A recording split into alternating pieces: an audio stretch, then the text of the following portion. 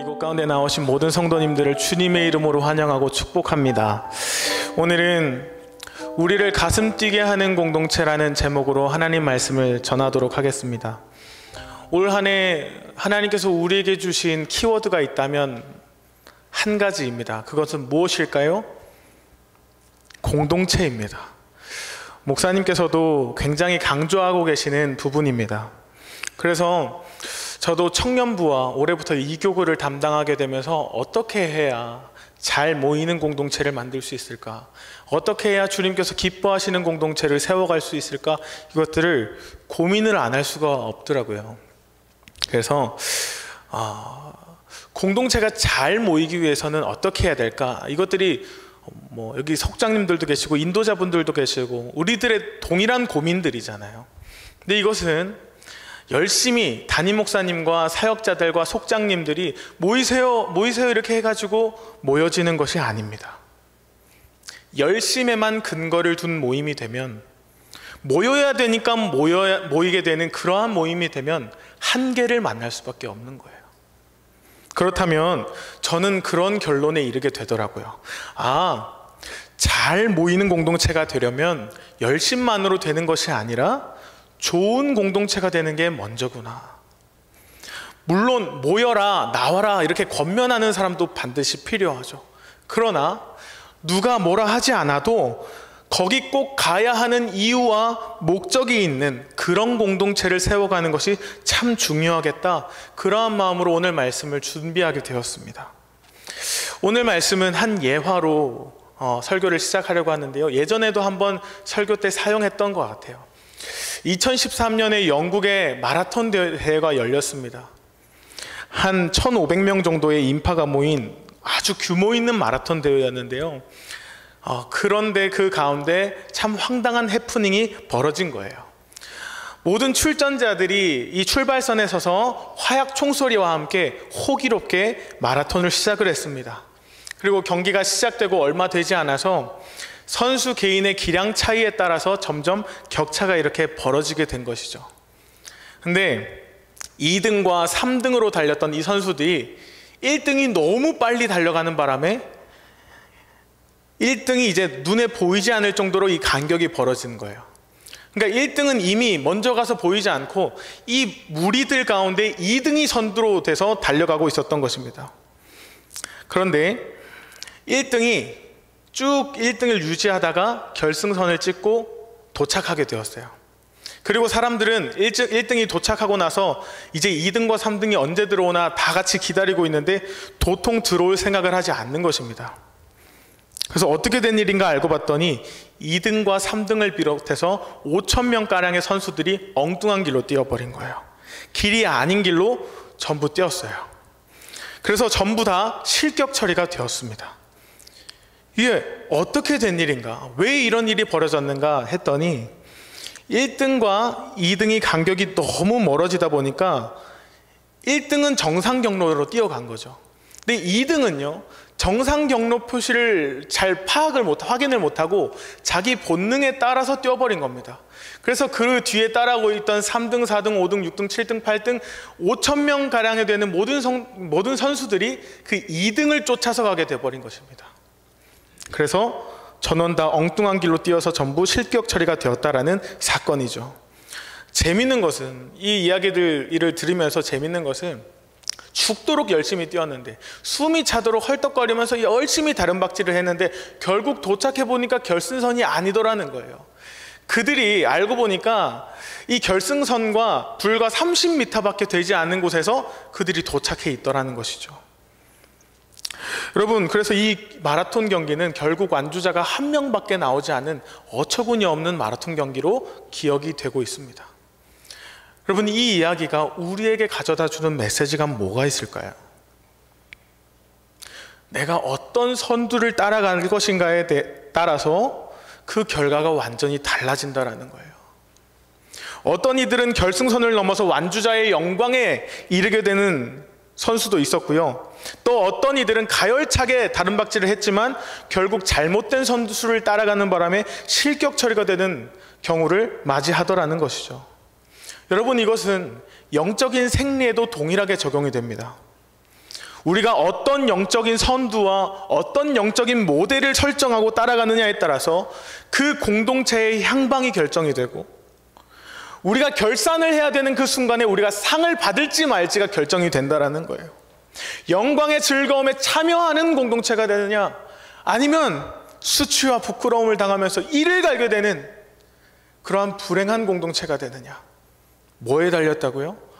어떤 선두를 쫓아가고 어떤 교회와 어떤 공동체를 모델 삼아 달려가느냐에 따라서 그것이 결정된다라는 거예요.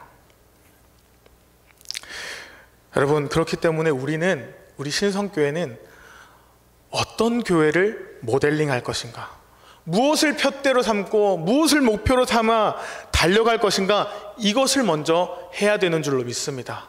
그 다음이 열심인 거예요. 방향을 먼저 잡은 다음에 열심히 모이고 열심히 예배하고 열심히 봉사하고 전도하고 그 다음에 있어야 될 일이지, 우리가 가장 먼저 해야 될 일은 우리가 어떤 방향으로 나아갈 것인가, 이것에 집중해야 되는 것이죠. 우리 스스로 한번 질문해 봤으면 좋겠습니다. 우리 공동체는 과연 어떤 교회를 꿈꾸고 있는가? 여러분, 신성교회는 어떤 교회를 지향하고 있습니까? 우리가 끝내 도달해야 될 그 목표 지점은 우리는 어떤 모양으로 들어가게 될까요? 저는 신성교회가 건강한 기준과 올바른 모델을 설정하고 다름박질하는 교회가 되기를 소망합니다. 그냥 열심만 있는, 열심히 뛰어봤지만 알고 봤더니 그 끝에 길을 잃어버리는 교회가 아니라 조금은 느리더라도 한 걸음씩 한 걸음씩 차근차근 주님이 알려주신 길을 걸어가는, 우리로 가슴 뛰게 하는 공동체가 되기를 간절히 축복합니다. 그렇다면 우리 공동체가 모델로 삼아야 하는 교회는 어떤 교회일까요? 괜히 주변을 두리번거릴 필요가 없이 우리는 성경이 얘기하고 있는 교회를 들여다보면 우리는 길을 찾을 수가 있습니다. 오늘 사도행전 2장 42절에서 47절은 그 첫 교회의 모습이 기록되어 있습니다. 42절을 함께 읽도록 하겠습니다. 자, 함께 읽겠습니다. 시작. 그들이 사도의 가르침을 받아 서로 교제하고 떡을 떼며 오로지 기도하기를 힘쓰니라. 네, 성경에서 소개하고 있는 첫 번째 교회의 인상은 무엇인가 하면 진리의 말씀에 몰두하는 공동체라는 사실입니다. 진리의 말씀에 몰두하는 공동체. 42절 상반절에 보면 그들이 사도의 가르침을 받아 라고 기록되어 있지만, 이것을 세번역 성경으로 보게 되면 뭐라고 말하고 있느냐, 그들이 사도들의 가르침에 몰두했다 라고 번역하고 있습니다. 여러분, 이 몰두하다라는 단어의 원어를 직역을 하면 어떤 의미인가 하면 계속해서 멈추지 않고 고집했다, 멈추지 않고 애썼다라는 의미입니다. 그러니까 처음 시작된 교회가 지속적으로 집중하고 열심을 가했던 일이 무엇인가 하면 다른 게 아니었던 거예요. 복음의 진리에 대하여 끊임없이 몰두하고 오직 진리의 말씀에 대하여 갈급해하고 목말라 하는 것, 여기에 집중했다라는 것이죠. 근데 이걸 듣고 있다면 우리도 부족함이 없다라고 생각이 들어요. 나도 일주일에 예배를 수차례 드리고 말씀이야 정말로 많이 듣고 찾아보기도 하고 필사를 하시는 분들도 있죠. 그러나 사실 오늘날의 교회 가운데에서 진리를 사모하고 말씀을 탐구하고 말씀을 더 알아가고자 하는 이 흐름이 약화되어져 가는 현상들이 나타나고 있어요. 마틴 로이드 존스라는 목사님의 부흥이라는 책을 한동안 읽었습니다. 오늘은 그 책에 있는 내용을 좀 많이 인용을 할 것 같아요. 이렇게 기록이 되어 있습니다. 우리는 성령이 뜨겁게 임재하는 것을 좋아합니다.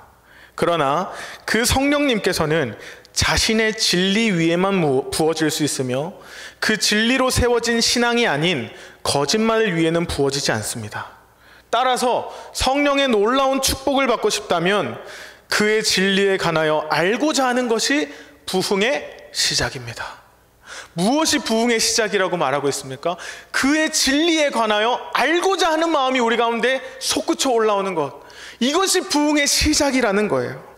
여러분, 부흥하는 공동체의 특징은 이것입니다. 방언이 터지고 찬양이 뜨겁고 열심히 전도가 돼서 빈자리가 가득가득 채워지는 이런 공동체가 아니라 복음의 진리에 대해서 갈망이 생기고 타는 목마름이 넘쳐난다라는 것입니다.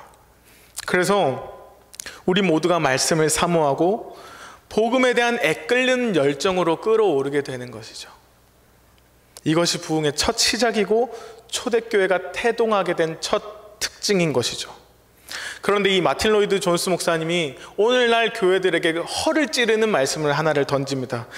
넘겨주실까요?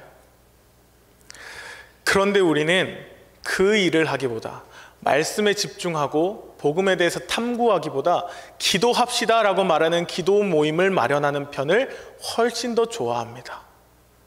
오랜 교회의 역사가 입증해주는 성경의 가르침 대신 큰 사업과 프로그램과 교제를 만들어내는 것을 선호합니다. 우리의 모습 아닌가요? 어쩌면 우리의 교회의 모습일 수도 있습니다. 우리는 복음의 진리에 대하여 탐구하거나 주님을 아는 지식을 우리 가운데 채워가는 것보다도 그냥 기도하면 됐지, 새벽 예배 열심히 드리면 되지, 열심히 기도하는 것이 좋은 신앙 아닌가 하는 마음으로 덮어버린다라는 거예요. 마치 부흥은 다른 방법과 다른 경로가 따로 있는 것처럼 우리는 진리에 대해서 그닥 관심을 갖지 않아도 우리의 열심, 우리의 뜨거운 기도, 우리의 찬양, 그런 것들을 대신해서 쉽게 부흥을 얻을 수 있다라고 우리는 속으로 생각하고 있을 수 있습니다. 예전에 섬겼던 교회에 그 사무실에서 있었던 일인데요, 저랑 또 같이 사역을 했던 선배 전도사님과 저는 복음에 대해서, 말씀에 대해서 이런저런 얘기를 하면서 또 질문도 던지고 고민도 하고 하는 것을 굉장히 좋아했습니다. 그래서 시간 가는 줄도 모르고 새벽 2시까지 이야기도 한 적이 있는데요, 그 목사님이 이번 진리를 살아 강사 목사님으로 오시게 되었습니다. 근데 그런 이야기들을 주고받고 있으면 꼭 옆에서 이런 이야기를 하고 계세요. 그렇게 자꾸 의심하고 고민하고 묻고 따지는 것은 그거 좋은 믿음 아니라는 거예요. 그런 건 중요하지 않고 그냥 열심히 기도하면 된다. 목사님 말씀에 굳이 토달지 말고 아멘 하면 되는 거지, 성경이 이렇게 해라 저렇게 해라 말하고 있으면 그냥 이해가 되지 않아도 모르겠어도 그냥 꿀떡 삼키면 되는 일이지 뭘 그렇게 묻고 따지는 거냐는 거예요. 그렇게 자꾸 알려고 하고 공부하려고 하고 어려운 단어 쓰는 거, 그거 믿음 좋은 거 아니라는 거예요. 근데 여러분, 그렇지 않습니다. 그렇지 않아요. 그냥 아멘하고 믿는 것도 중요합니다. 그것도 물론 중요해요. 그런데 무조건 아멘으로 그냥 믿어버리는 것은 좋은 믿음이 아닙니다. 그냥 목사님이 하시는 말씀이면 이해가 되지 않아도 무조건적으로 아멘 해야지, 성경이 이런 건 이런 거고 저런 건 저런 거다라고 하면 그냥 뭐 받아들이면 되는 거지 뭐. 여러분, 저는 묻고 싶은 거예요. 과연 그러한 신앙과 그러한 믿음 가운데 정말 말씀을 사모하고 관심 갖고 있는 그 마음이 있는 걸까요? 그냥 믿어버리지 뭐. 여러분, 이건 말씀을 사모하는 태도일까요? 저희 어머니는요, 저보다 신성교회 일정을 더 잘 알고 계십니다. 전화하면 모든 일정, 이번엔 누가 장례가 났다더라, 누가 결혼을 한다더라, 부흥회가 열렸는데 강사 목사님 말씀 나도 미리 들어봤다, 참 좋더라. 저보다 더 저희 교회 설교를 더 많이 찾아보세요. 왜 그러실까요? 저희 어머니는 교회가 따로 계시거든요. 근데 왜 자꾸 신성교회 온라인으로 들어와서 이 예배를 드리실까요? 아들을 사랑하기 때문 아닌가요? 아들이 있는 교회이기 때문 아닌가요? 여러분, 사랑하면요, 필요 이상으로 알고 싶어지는 것이 사랑입니다. 거기서 무슨 일이 있었는지, 이번에 어떤 전도사가 새로 들어왔는지, 어떤 사역들이 새롭게 일어나고 있는지 굳이 알 필요가 없지만 알고 싶은 것이 사랑하는 자의 태도라는 것이죠. 그렇다면 우리가 진짜 예수님을 사랑하고 말씀을 사랑한다면 우리의 태도도 어떻게 돼야 될까요? 말씀에 대해서 그냥 맹목적으로 그냥 믿어버리지 뭐 치워버리는 것이 아니라 어떤 태도여야 돼요? 더 알고 싶고, 더 궁금하고, 더 질문을 던지게 되고, 더 이것에 대해서 고민하게 되는 것. 그렇게 하나하나 알아갈 때 진짜 기쁨을 경험하는 것. 전 작년에 복음을 진짜 믿고 회심을 했는데요, 그 열매들이 뭐가 있었냐면, 저는요 확 뜨거워져가지고 방언이 막 시작이 되고, 막 제가 설교했더니 막 엄청난 역사가, 그런 일들이 잘 없더라고요.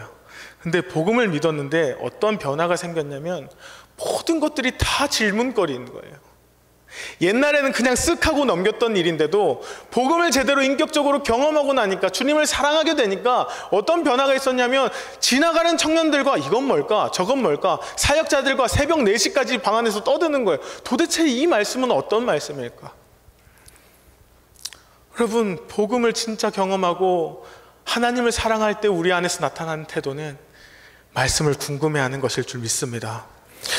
로이드 존스 목사님의 책을 계속해서 인용을 하게 되는데요, 마지막입니다. 함께 읽어보도록 하겠습니다. 함께 읽을까요? 시작. 부흥이 오기 전에 필연적으로 변함없이 나타나는 현상은 하나님을 목말라 하는 것입니다. 목마름, 살아계신 하나님을 아는 지식에 대한 타는 듯한 목마름을 느끼며 그의 행하심과 나타나심과 일어나 원수를 흩으시는 능력을 보고자 하는 불타는 소원을 느낍니다. 아멘이십니까? 사랑하는 성도 여러분, 진정한 부흥은 우리의 열심으로 이뤄내는 것이 아니라 우리 안에 하나님께 대한 갈망과 진리에 대한 사모하는 마음으로 가득할 때 영적인 부흥이 우리에게 선물처럼 주어질 줄로 믿습니다. 두 번째입니다. 두 번째 초대교회는 어떤 공동체였는가? 서로 사랑하는 공동체입니다. 44절에서 46절을 함께 읽도록 하겠습니다. 시작. 사람이 다 함께 있어 모든 물건을 서로 통용하고 또 재산과 소유를 팔아 각 사람의 필요를 따라 나눠주며 날마다 마음을 같이하여 성전에 모이기를 힘쓰고 집에서 떡을 떼며 기쁨과 순전한 마음으로 음식을 먹고. 네, 두 번째 그들이 집중하고 몰두했던 것은 뭐냐면 서로 돌아보고 사랑을 실천하는 것에 집중했다라는 거예요. 여러분, 이건 되게 진부한 것처럼 느껴질 수 있습니다. 사랑 물론 해야지 라고 느낄 수 있는데 이 공동체는 거기에 집중을 했다라는 거예요. 그냥 추상적이고 관념적으로 사랑한 것이 아니라 그들의 사랑은 매우 구체적이고 현실적이었습니다. 44절에 보면 믿는 사람들이 다 같이 물건을 서로 통용했다라고 그러고요, 또 재산과 소유를 다 팔아 각 사람의 필요를 따라 나눠줬다라고 그럽니다. 여러분, 이게요, 우리는 그냥 그 시대의 문화라고 생각할 수 있겠지만 만약에 이걸 우리에게 적용한다면 여러분 하실 수 있겠습니까? 여러분 집에 있는 모든 물건들 다 여기다가 가지고 오십시오. 다 쏟아 놓으십시오. 그리고 우리 필요할 때마다 가져가는 거예요 라고 한다면 가져오실 분 손 한번 들어보실까요? 저도 안 가지고 올 것 같아요. 쉽지 않습니다.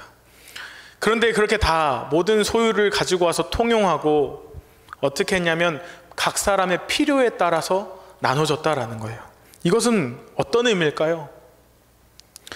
있는 사람들이 없는 사람들의 부족함을 채워주는 공동체였다라는 거예요. 내가 넘친다면 부족해서 허덕거리고 있는 사람의 필요에 따라 나눠주고 채워주는 공동체였다라는 사실이죠. 여러분, 교회는 이런 공동체가 되어야 되는 줄 믿습니다. 우리가 열심히 모이는 것도 중요하지만 그 모임에는 뚜렷한 목적 하나가 있어야 되는 거예요. 그냥 일단 목사님이 모이라니까 모여야지 이런 것이 아니라 그곳에 모였어요. 모였으면 뭐 해야 됩니까? 이제는 사랑을 실천하는 공동체가 되어야 되는 줄 믿습니다. 그것도요, 그냥 말로만 하는 것이 아니라 구체적이고 현실적인 방법으로 사랑을 실천하는 것입니다. 여러분, 그 결과 사도행전 교회가 어떤 변화를 겪게 되었냐면 사도행전 4장에 기록되어 있는데요, 사도행전 4장 띄워주실까요? 제가 읽어드리겠습니다. 많은 신도가 다 한마음과 한뜻이 되어서 아무도 자기 소유를 자기 것이라고 하지 않고 모든 것을 공동으로 사용하였다. 사도들은 큰 능력으로 주 예수의 부활을 증언하였고 사람들은 모두 큰 은혜를 받았다. 그들 가운데는 가난한 사람이 한 사람도 없었다. 땅이나 집을 가진 사람들은 그것을 팔아서 그 판돈을 가져다가 사도들의 발 앞에 놓았고 사도들은 각 사람의 필요에 따라 나눠주었다. 오늘 이 본문은 동일하게 사도행전 교회의 인상이 어떤지를 다시 한 번 더 강조하고 있는 본문인데요, 2장에는 보이지 않던 특징이 한 가지 보입니다. 그게 뭐냐면 아무도 자기 소유를 자기 것이라고 주장하는 사람이 없었다라는 거예요. 2장에는 그냥 통용을 했는데, 가지고 와서 다 같이 공유를 했는데 4장으로 넘어가니까 어떻게 발전이 되냐면 내 것은 내 것이 아닙니다라고 고백하는 사람들이 생겨났다라는 거예요. 또 어떤 결과가 있었냐면 가난한 사람이 한 사람도 없었다라고 이야기를 하고 있습니다. 여러분, 이게 얼마나 아름다운 모습일까요? 여러분, 초대교회 가운데 성령이 충만하게 역사하실 때 나타난 결과가 뭐라고 얘기를 하고 있습니까? 각종 은사와 방언과 병고침과 여러 가지 기적들을 이야기하기보다도 누가는 무엇을 더 강조하고 있냐면, 돈의 권세에서 자유로워지고 어느 누구도 자기 소유를 자기 것이라고 우기는 사람이 없이 모든 성도가, 모든 교회인 중에 가난한 사람이 한 사람도 없게 되는 것, 이것이 성령이 우리 가운데 임했을 때 나타나는 기적 중의 기적이라는 것입니다. 여러분, 정말 건강한 교회는 어떤 교회일까요? 우리 한국 교회 가운데 정말 건강한 교회를 줄 세워보라면 어떤 교회가 1등이 될 수 있을까요? 그것은 가난한 사람이 없는 교회인 것입니다. 이건 꼭 경제적인 문제를 말하는 것이 아니에요. 마음이 가난한 사람들, 사랑으로부터 가난한 사람들, 위로로부터 가난한 사람들, 형편으로부터 가난한 사람들이 있는 자들에 의해서 채워지고 회복되고 교회에 모이기만 하면 위로를 얻고 사랑을 받고 배부르게 되는 공동체가 하나님께서 정말 기뻐하시고 우리가 닮아가야 할 공동체라는 사실이죠.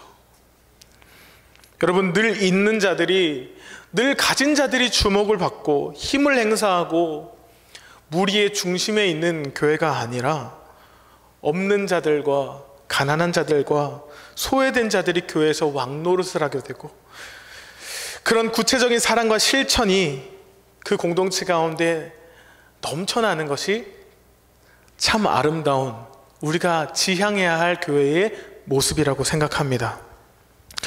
지난주에 한 속회 인도자 분께서 누군지는 말씀드릴 수가 없는데 저에게 찾아오셨어요. 이유는 하나였습니다. 속회 인도하는 것이 참 어렵다라는 거예요. 왜냐하면 속원들이 이렇게 마음을 쉽게 잘 열지가 않고 뭐 같이 하자라고 하면 따라오지를 않고, 그래서 말씀을 나누고 속회를 진행하는 것이 너무 어렵습니다라고 저에게 이야기를 해주셨어요. 그래서 자기가 할 수 있는 건 아무것도 없어서 속원들이 뭐 필요하다 그러면 막 갖다 드렸대요. 아프다고 그러면 막 전화해서 기도해드리고, 좋은 것 있으면 속원들 것까지 딱 챙겨가지고 사고 그랬다라는 거예요. 그래서 제가 뭐라고 위로를 해드렸을까요? 잘하셨습니다. 너무 잘하셨어요 라고 이야기를 해드렸습니다. 그러면 정말로 교회는 어떤 공동체인가? 속회는 뭐 하는 공동체인가?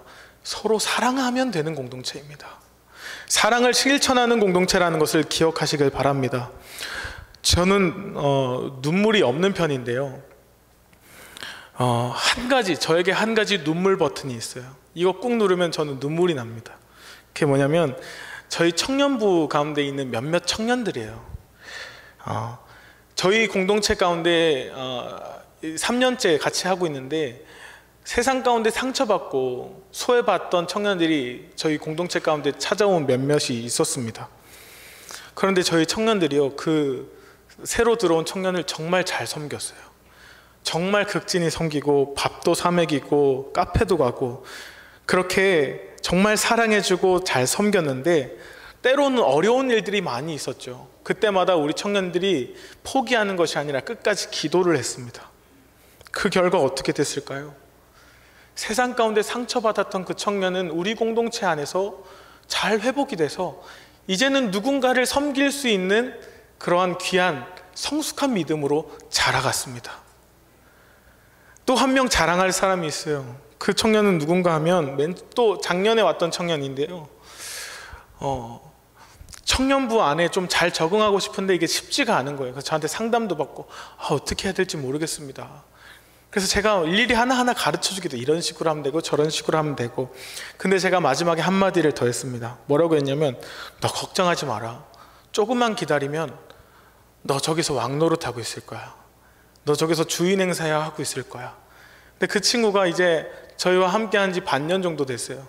그 친구가 얼마 전에 와가지고 뭐라고 얘기를 하냐면, 전사님, 저 캠핑카를 샀습니다. 그래서 갑자기 캠핑카를 샀다길래 놀래서 왜 샀냐 그랬더니 청년들이랑 놀러 가고 싶어서 샀대요.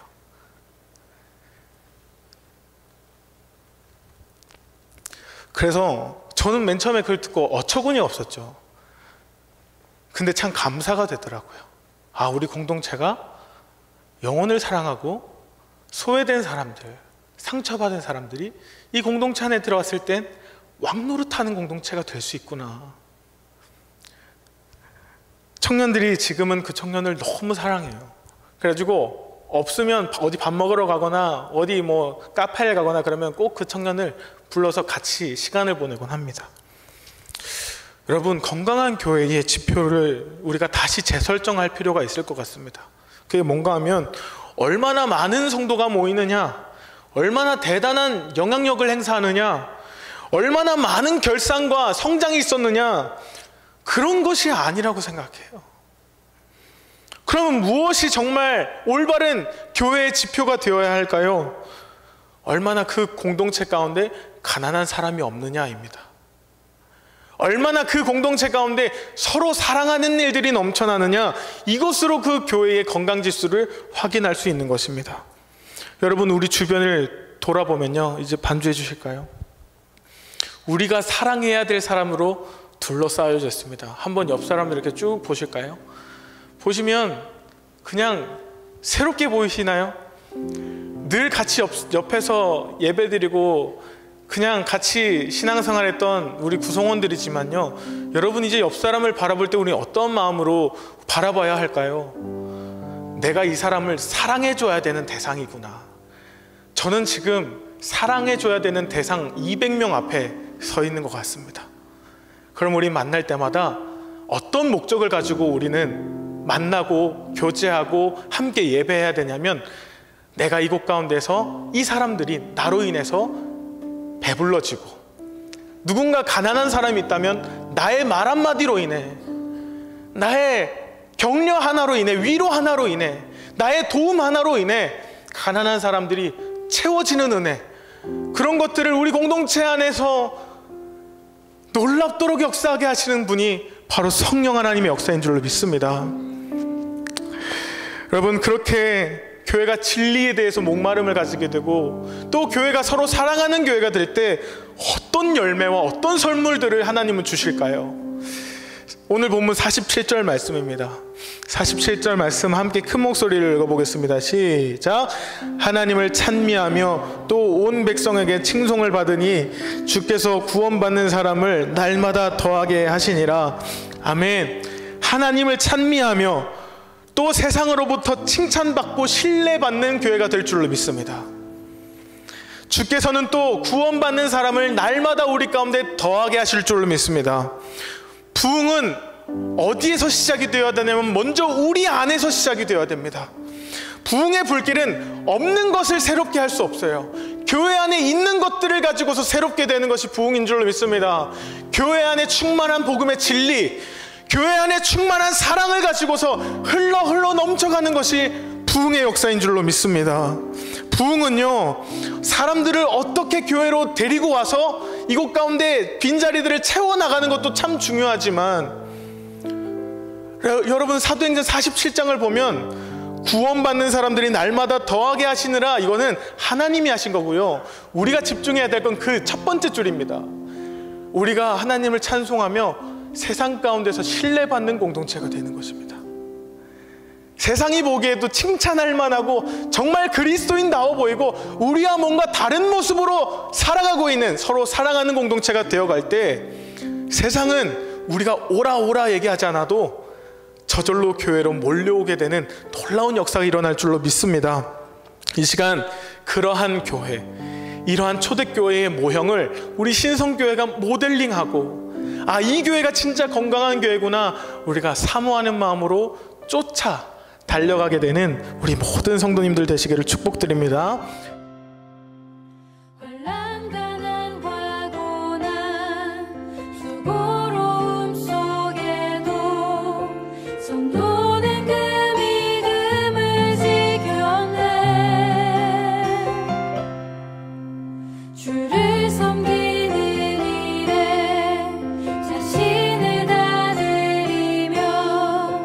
진리의 말씀과 성령으로